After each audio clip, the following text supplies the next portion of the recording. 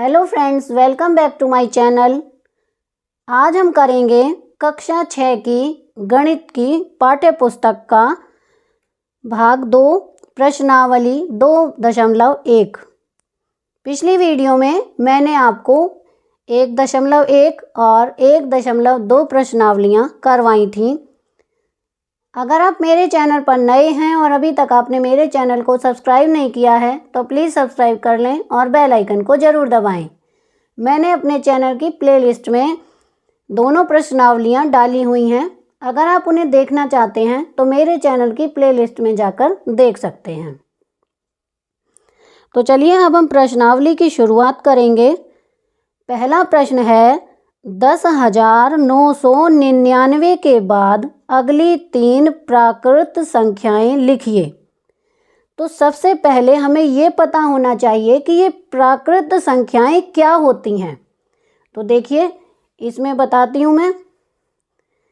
सबसे पहले लिखेंगे हम प्राकृत संख्याएं।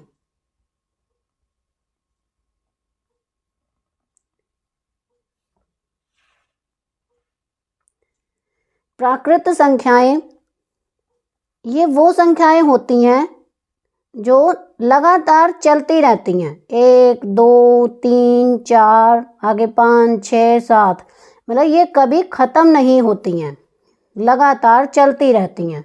तो ये होती हैं हमारी प्राकृत संख्याएं।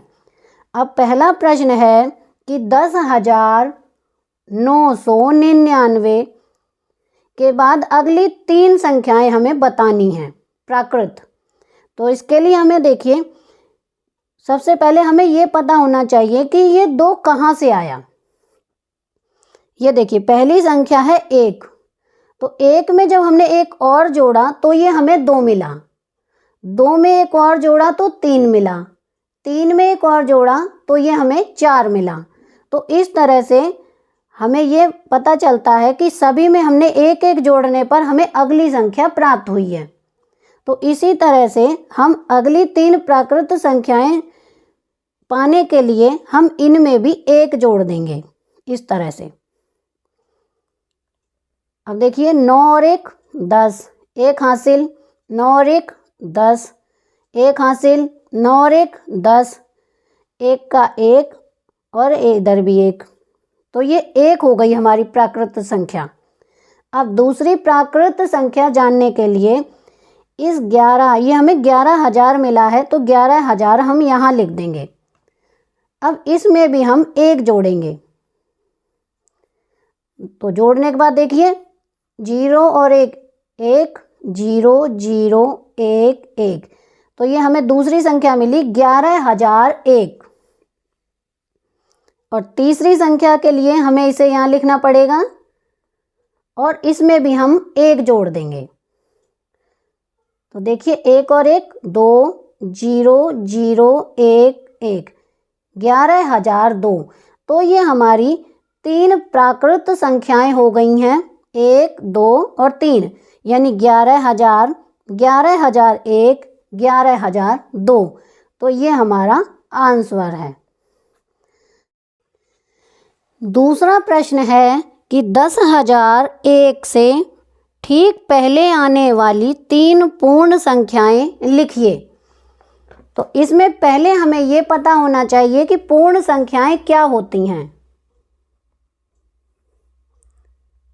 पूर्ण संख्याएं,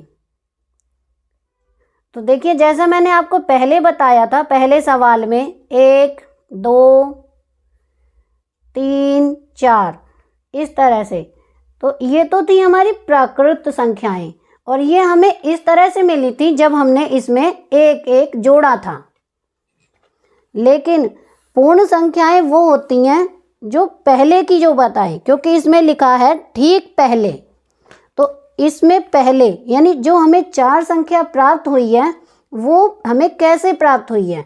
तो 4 में से हमने जब 1 घटाया तो हमें 3 मिला। 3 में से 1 घटाएंगे तो 2 मिलेगा और 2 में से 1 घटाएंगे तो 1 मिलेगा, इस तरह। तो इसमें देखिए हमारी संख्या है 10,001। यहाँ लिखेंगे हम 1001। तो हमें कितनी बतानी है? 3 बतानी है। तो देखिए 10,000 मैंने ये लिख लिया, 10,001, इसमें हम 1 घटा देंगे तो संख्या 1 में से 1 गई 0, बाकी 0, ये 0, अगली 0 और ये, तो हमारी संख्या हो गई 10,000। ये हो गई हमारी एक संख्या। अब दूसरी संख्या में तो हम 10,000 में से 1 और घटा देंगे तो 10 में से 1 गए 9, यहाँ पर हमने हासिल ले ली थी तो यहाँ 9 बचा, यहाँ पर भी 9 बचा और यहाँ पर भी 9 बचा, यानी 9,999। ये हो गई हमारी दूसरी संख्या। अब देखिए तीसरी संख्या, इसको फिर यहाँ लिखेंगे 9,999 में से 1 घटा देंगे तो 9 में से 1 गए 8, बाकी 9, 9 और 9, यानी 9,998। तो ये हमारी 3 पहले की संख्याएं हो गई 10,001 से पहले की। तो इसको हम इस तरह से भी लिख सकते हैं 10,001 से पहले, तो पहले हुई, यहाँ लिख सकते हैं हम से पहले, पहले की पूर्ण संख्याएं, इस तरह से। तो पूर्ण संख्याएं हैं, यहाँ लिखेंगे, पहले इसे लिख देंगे 10,000, फिर इसको लिखेंगे कोमा लगा के 9,999 और तीसरी लिखेंगे 9,998। तो ये हमारा आंसर है। अब देखिए तीसरा प्रश्न है, सबसे छोटी पूर्ण संख्या कौन सी है? तो इसमें देखिए पूर्ण संख्या, पहले हमें पता होना चाहिए कि पूर्ण संख्या क्या होती है। यहाँ पर हम लिखेंगे पूर्ण संख्या, इस तरह से लिखेंगे 0, 1, 2, 3। जो 0 से शुरू होकर अनंत तक चलती हैं वो पूर्ण संख्याएं कहलाती हैं। प्राकृत संख्या 1 से शुरू होती है और ये 0 से। तो प्रश्न है हमारा कि सबसे छोटी पूर्ण संख्या कौन सी है? तो हमारे इसका जो उत्तर होगा, यहाँ देखिए सबसे छोटी इसमें कौन सी संख्या है? वो है 0। तो 0 आंसर होगा हमारा। इस तरह से तीसरे प्रश्न का उत्तर 0 होगा। अब हम चौथा प्रश्न करेंगे। चौथा प्रश्न है, 32 और 53 के बीच में कितनी पूर्ण संख्याएं हैं? तो इसमें देखिए पहले यहाँ लिखा है 32 और 53, ये 2 संख्याएं दी गई हैं और कहा है कि इनमें से इन दोनों के बीच में कितनी पूर्ण संख्याएं हैं। तो इसमें हम पहले इस तरह से, पहले हम बड़ी संख्या लिखेंगे तो 53 लिख लिया हमने और फिर घटा देंगे उसमें से 32, इस तरह से। उसके बाद -1। तो देखिए अब हम इसे घटाएंगे तो 3 में से 2 गए 1 और 5 में से 3 गए 2, 21 आया और -1, तो हमारा आंसर होगा 20। 20 हैं हमारी संख्याएं। जो ये पूछा गया है कितनी पूर्ण संख्याएं हैं, तो 20 हैं। तो देखिए मैं करके भी दिखा देती हूँ। यहाँ पर देखिए 32, 33, 34, 35। दूसरा तरीका बताती हूँ मैं आपको, 36, 37, 38, 39, 40, 41, 42, 43, 44, 45, 46, 47, 48, 49, 50, 51, 52, 53। ये देखिए मैंने 53 लिख दिया। अब हम एक तो 32 को छोड़ देंगे और एक 53 को, क्योंकि हमें इन दोनों के बीच की संख्या बतानी है। तो अब हम गिनेंगे कितनी बची हैं, 1, 2, 3, 4, 5, 6, 7, 8, 9, 10, 11, 12, 13, 14, 15, 16, 17, 18, 19, 20। तो हमारा यहाँ पर आएगा पूर्ण संख्याएं, लिखेंगे यहाँ पर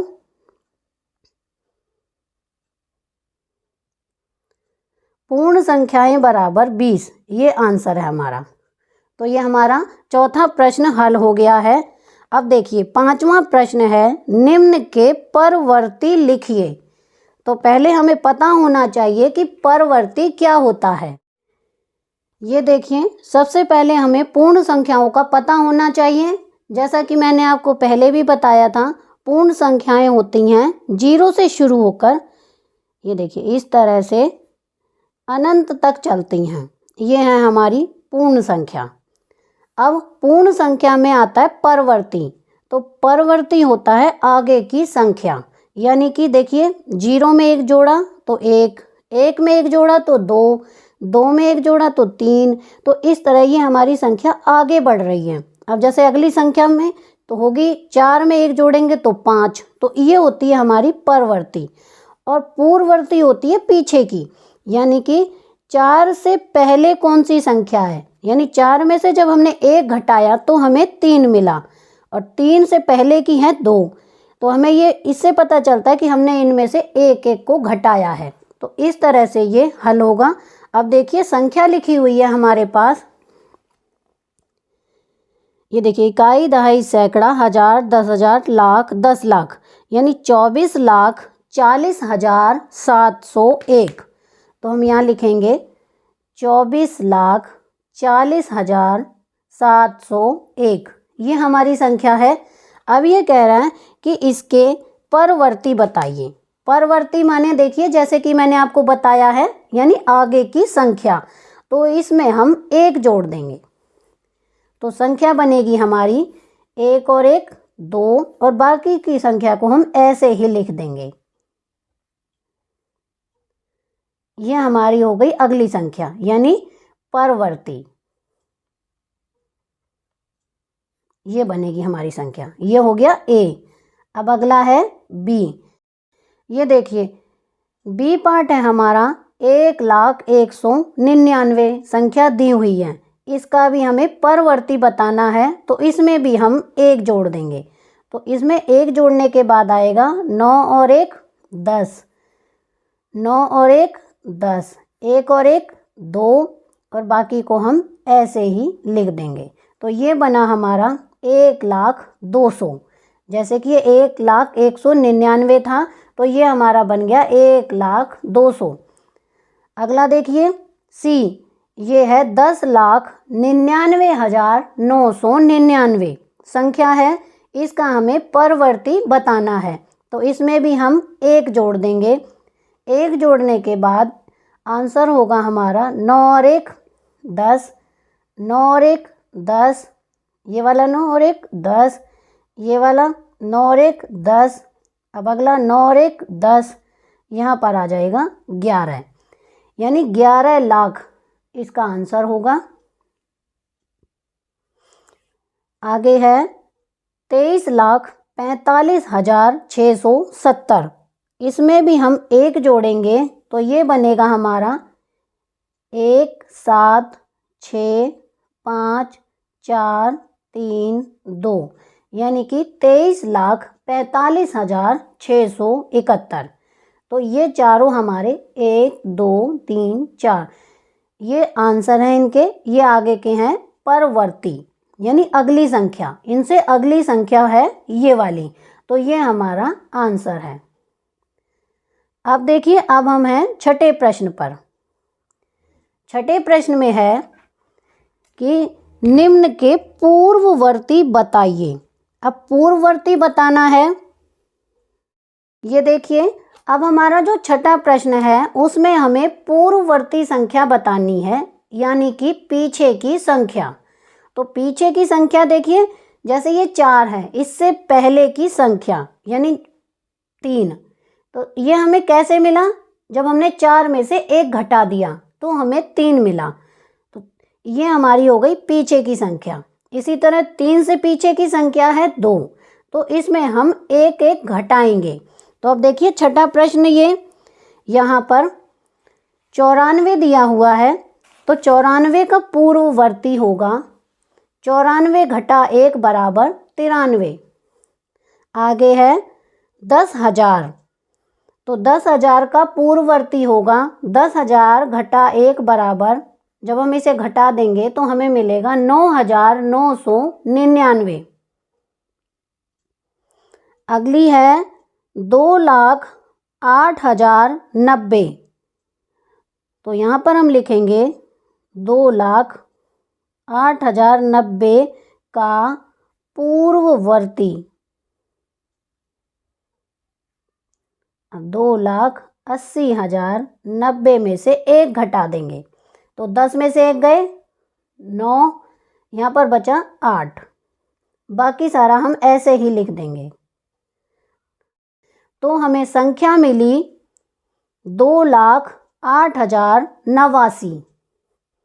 अगला है इकाई, दहाई, सैकड़ा, हजार, 10,000, लाख, 10 लाख, यानी 76,54,321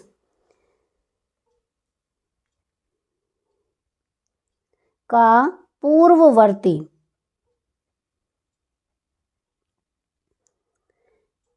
76,54,321 में से हम 1 घटा देंगे तो हमें संख्या मिलेगी, 1 में से 1 गए 0, बाकी सारी संख्या ये ही लिख देंगे।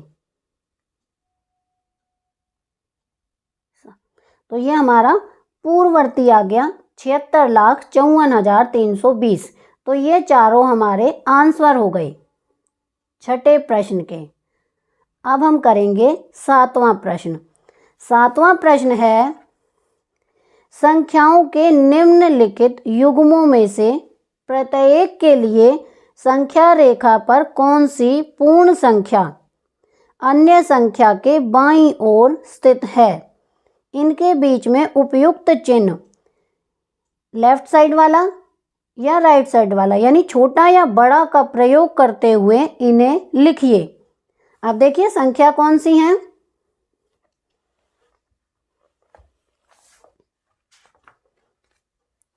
संख्या देखिए ये दी हुई हैं।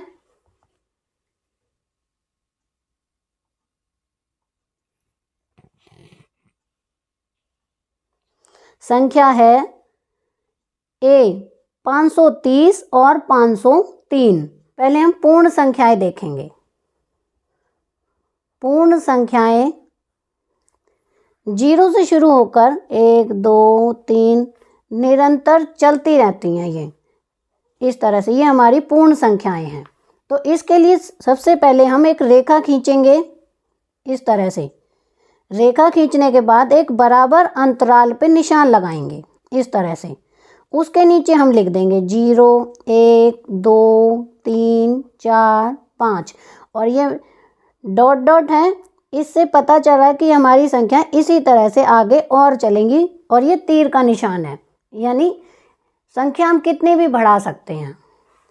तो इसमें जो प्रश्न है वो ये कहा गया है कि बड़ी और छोटी बतानी है। तो अब इसमें देखिए 5 बड़ा है कि 4, तो ये तो नॉर्मल सी बात है, हमें पता है कि 5 बड़ा है, लेकिन हम उसे कैसे बताएंगे? तो अब देखिए हमें दाएं बाएं का बताना है पहले। तो जो हमारी 4 है, यानी जो 4 के बाद वाली संख्या है वो तो है दाईं, और जो 5 के इस तरफ वाली पहले वाली संख्या है वो है बाईं संख्या, यानी कि 4 जो हमारा वो 5 के बाईं तरफ है, और जो 5 है हमारा वो 4 के दाईं तरफ है। ये तो हो गया बाईं और ये हो गया, यहाँ पे हम लिख देंगे यहाँ दाईं। तो अब पता चल गया हमें, और अब हमें निशान लगा के भी बताना है। तो जो छोटी संख्या यानी बाईं तरफ है छोटी संख्या, उस पर हम ये वाला निशान लगाएंगे, और जो दाईं तरफ होगा उस तरफ हम ये वाला निशान लगाएंगे। बाईं का अर्थ है लेफ्ट यानी उल्टा, और दाईं का मतलब है राइट यानी सीधा, इस तरह से। तो लेफ्ट वाला छोटा हो गया और राइट वाला बड़ा निशान हो गया। तो हमारी संख्या है 530 और 503। हमें पता है कि हमारा 503 बड़ा है, लेकिन यहाँ पर हम लिखेंगे 503 संख्या 530 के बाईं ओर स्थित है, और स्थित है। इस तरह से, क्योंकि 530 मान लीजिए हमारा 530 है और ये हमारा 503, तो ये बाईं ओर यानी लेफ्ट साइड है।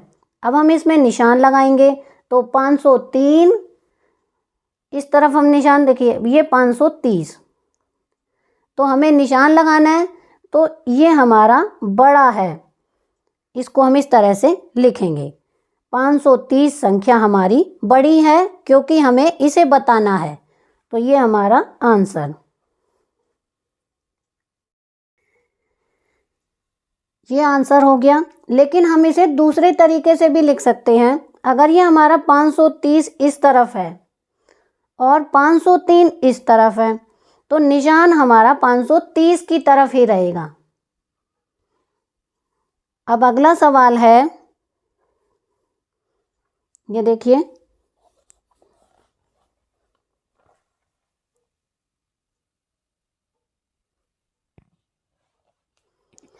तीन 370 और 307।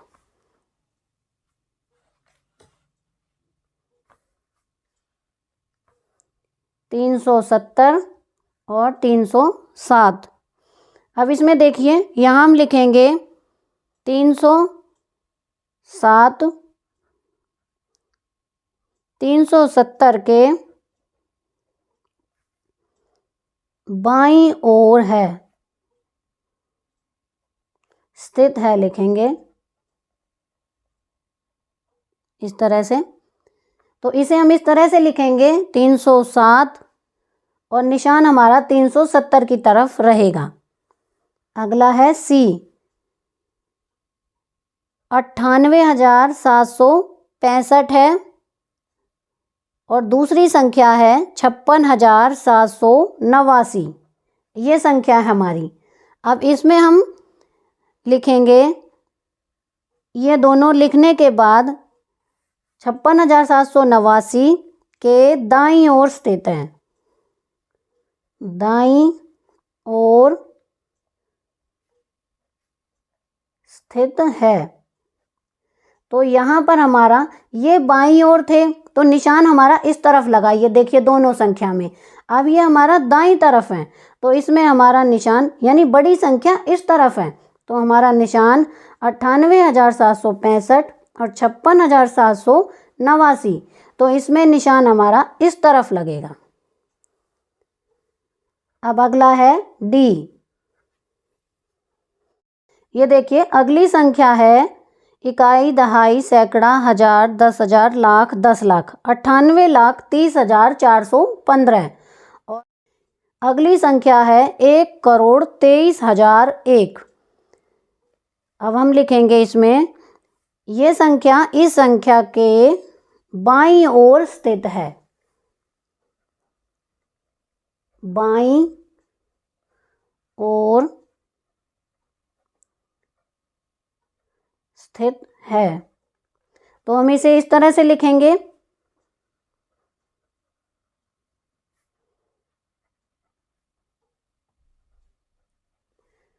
इस पर हम निशान लगाएंगे इस तरफ, क्योंकि ये हमारी संख्या बड़ी है। तो इस तरह से ये हमारा पूरा 7वां प्रश्न हल हो गया है। अब हम चलते हैं 8वें प्रश्न पर। ये देखिए, अब हम हैं 8वें प्रश्न पर। निम्नलिखित कथनों में से कौन से कथन सत्य हैं और कौन से कथन असत्य हैं?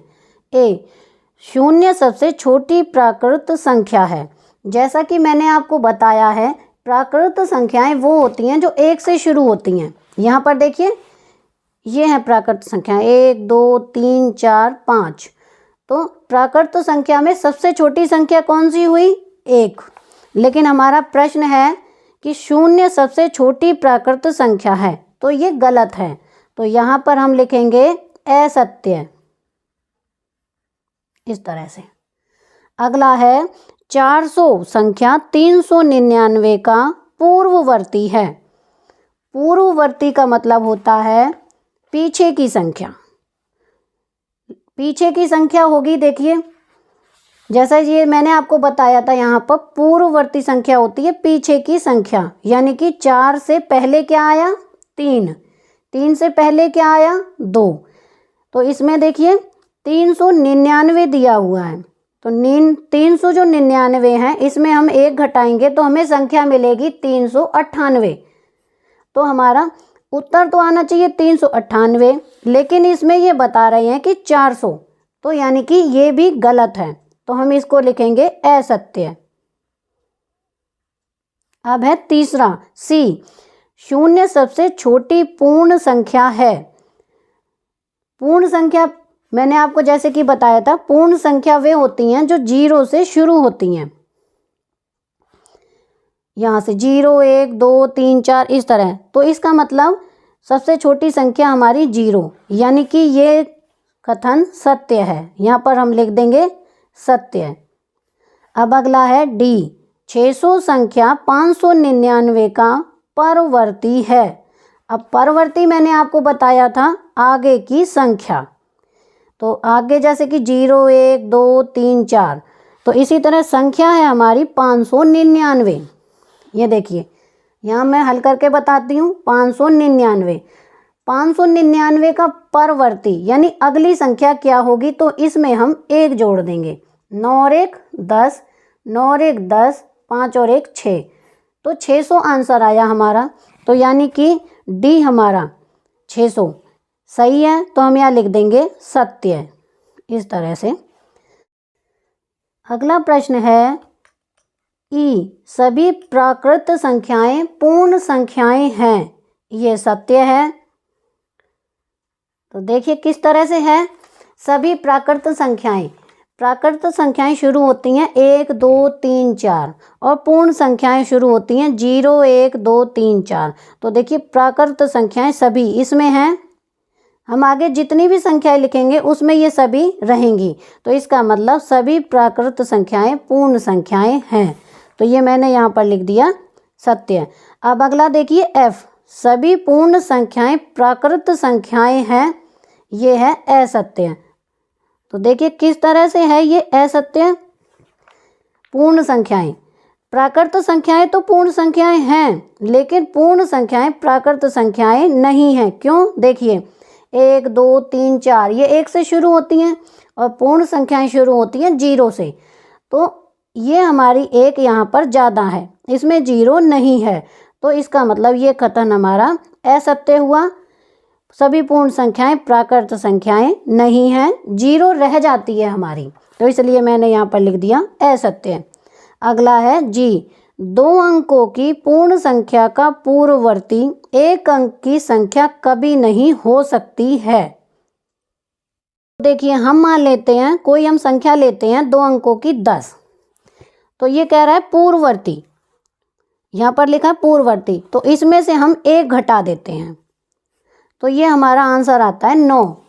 ये देखिए हमने 2 अंकों की संख्या ली, उसमें से 1 घटाया, तो ये हमारा उत्तर आता है 9। तो हमें एक संख्या प्राप्त हुई, लेकिन ये यूँ कह रहा है कि कभी नहीं हो सकती 1 अंक की संख्या, तो ये कथन असत्य है, यहाँ पर हम लिख देंगे असत्य। अब अगला है 1 सबसे छोटी पूर्ण संख्या है। ये भी हमारा असत्य है। किस तरह से है, देखिए मैंने आपको बताया है जो हमारी प्राकृत संख्या है वो 1 2 3 से इस तरह से शुरू होती है, और जो पूर्ण संख्या है वो 0 से। प्रश्न है हमारा कि 1 सबसे छोटी पूर्ण संख्या। अब पूर्ण संख्या ये वाली, तो 1 से पहले हमारे पास क्या आ रहा है, यहाँ पर देखिए यह है पूर्ण संख्याएं। 1 से पहले हमारे पास आ रहा है 0, तो 0 हुई सबसे छोटी प्राकृत संख्या, तो इसका मतलब ये कथन असत्य है, तो यहाँ पर हम असत्य लिख देंगे। अब अगला है आई, प्राकृत संख्या 1 का कोई पूर्ववर्ती नहीं होता। अब ये देखिए ये है प्राकृत संख्याएं, ये 1 2 3 4 यानी 1 से शुरू हुई हैं। अब ये कह रहा है पूर्ववर्ती, पूर्ववर्ती होता है 1 में से 1 घटा देंगे तो आएगा 0, तो ये कह रहा है इसका कोई पूर्ववर्ती नहीं होता, तो ये कथन सही है, यानी एक के बाद हमारे पास कुछ भी नहीं है, पहले एक से पहले कुछ भी नहीं है, तो इसका मतलब ये हमारा सत्य है। प्रश्न जे है, पूर्ण संख्या 1 का कोई पूर्ववर्ती नहीं होता, ये असत्य है। कैसे है ये देखिए, पूर्ण संख्या 1 का कोई पूर्ववर्ती नहीं होता, तो 1 से पहले तो यहाँ पर 0 है, तो इसका मतलब ये कथन गलत है, तो असत्य है। अब अगला देखिए, के पूर्ण संख्या 13 संख्याओं 11 और 12 के बीच में स्थित है, तो 11 और 12 के बीच में तो कोई संख्या नहीं आती है, 11 के बाद सीधा 12 आता है, तो 13 बीच में नहीं आ सकता, तो इसलिए ये कथन भी असत्य है। यहाँ पर हम लिख देंगे असत्य। अब अगला देखिए, एल पूर्ण संख्या 0 का कोई पूर्ववर्ती नहीं होता, तो देखिए पूर्ण संख्या, ये हमारी पूर्ण संख्या, इससे पहले का कोई पूर्ववर्ती नहीं होता, तो ये एकदम सही है, क्योंकि ये हमारा 0 है, 0 से पहले कोई पूर्ववर्ती नहीं है, तो ये कथन हमारा जो है वो ये सत्य है। अब अगला देखिए, एम 2 अंकों की संख्या का परवर्ती सदैव 2 अंकों की एक संख्या होती है, ये असत्य है। अब असत्य किस तरह से है वो मैं आपको बताती हूँ। माना हमने कोई 2 अंकों की संख्या ली, 99 ली, इसमें हम 1 जोड़ेंगे यानी परवर्ती बाद के लिए, तो ये हमारा उत्तर आएगा 100, तो ये संख्या बन गई 3 अंकों की। और ये कह रहा है कि 2 अंकों की संख्या ही होती है, तो इस हिसाब से हमें 3 प्राप्त हुआ है, 3 अंकों की संख्या प्राप्त हुई है 100, तो इसका मतलब यह कथन इसका असत्य है। तो यहाँ पर ये हमारी पूरी प्रश्नावली कंप्लीट हो गई है। आपको मेरी ये वीडियो कैसी लगी मुझे कमेंट करके ज़रूर बताएं। प्लीज़ मेरे चैनल को लाइक करें, शेयर करें और सब्सक्राइब करना ना भूलें। Thank you.